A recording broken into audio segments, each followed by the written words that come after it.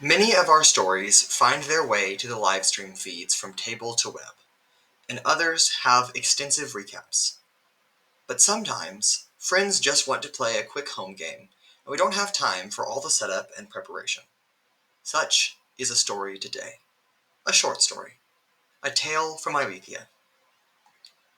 The year was 6144, quite some time before the authority of Unipole broke away from the Hotan Empire. In those days, Unipole Port was governed by the Unifica'sho'no, a samurai group centered in the Red Port of Unipole. During that time, the society was very prone to an anti-magic belief.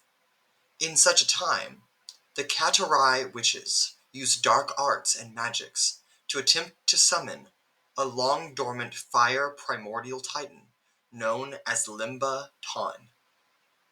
In the middle of one particular day, Grandmaster Sugahara summons several samurai of his order to the gong chamber.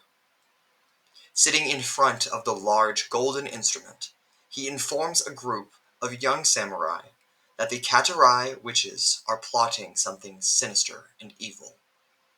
In 2 nights' time, on the eve of Aelithia, the strength of the witches shall peak, and thus they would be able to achieve a summons so powerful that they could awake Limba Tan from a divine slumber.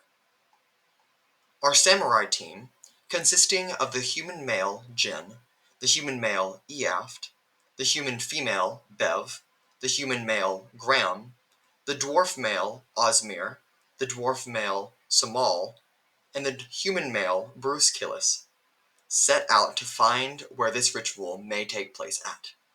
And to do that, they seek out a retired, now good witch named Jades Nora. A wild goose chase leads them across indigo shores to the south of Redport in Unipole, and they interact with many individuals, many of which lead them on wild goose chases. But they finally find themselves in a southern rice flat cottage, and the elderly Jades Nora who resides there. No one could predict how this encounter with this witch would go, but after a round of mediocre-tasting rice cookies and a few cryptic warnings, she did in fact prove to be a trustworthy ally. Jades Nora would, in a darkened tone, direct the samurai to one of the abandoned mines deep in the Uniscot steppes, to the north of Redport. Having already lost a day while searching for this witch, the samurai now make haste to return to Redport. Unfortunately, a run-in with magic residues caused a house in the middle of the Indigo Shores village to explode, and that led to the tragic and charred end of both our friends Somal and Osmir.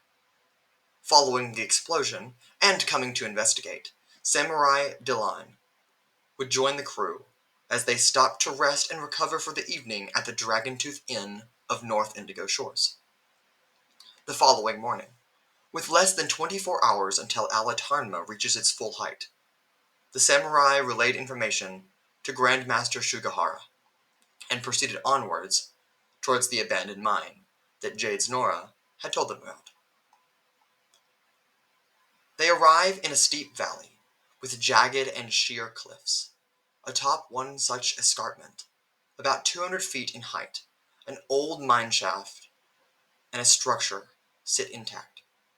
With careful observation, some of the Kata'rai Witches could be seen funneling into the dimly lit mine, just as twilight comes to an end. With time running out, the samurai quickly fasten ropes and scale the cliffs before searching the mine. Traps, tricks, and troubles await them, between a group of rice snakes, odd vials of various colors, and the remnants of long or recent blood rituals. But, finally, our samurai discover the core of the mine, and find the witches chanting as red stones on pillars begin to illuminate, a signaling to the start of the cry of Limba Tan. Combat breaks out as the samurai attempt to interrupt all 3 ritual rooms, and they must also fend off against elder witches. The samurai pull ahead, But then a devastating blow strikes as the witches resurrect their fallen allies to continue the ritual. Knowing now that only minutes remain until midnight, when Aelithia will be at its peak and the ritual shall come to its greatest extent, the samurai team pour everything they have into stopping a great evil from awakening. In the depths of the mine, all is silent. As the clock strikes midnight, our samurai emerge, battered and beaten. But the mine shaft has no witches anymore. Thankfully, the witches were stopped just in time. Exhausted, the samurai return to Unipole Port and receive great honor and award for their services, and the gargantuan primordial fire titan Limtan remains dormant as Aelithia comes and goes. And thus concludes the short story of the Unipole Kata'rai and the valiant works of the samurai who stopped them.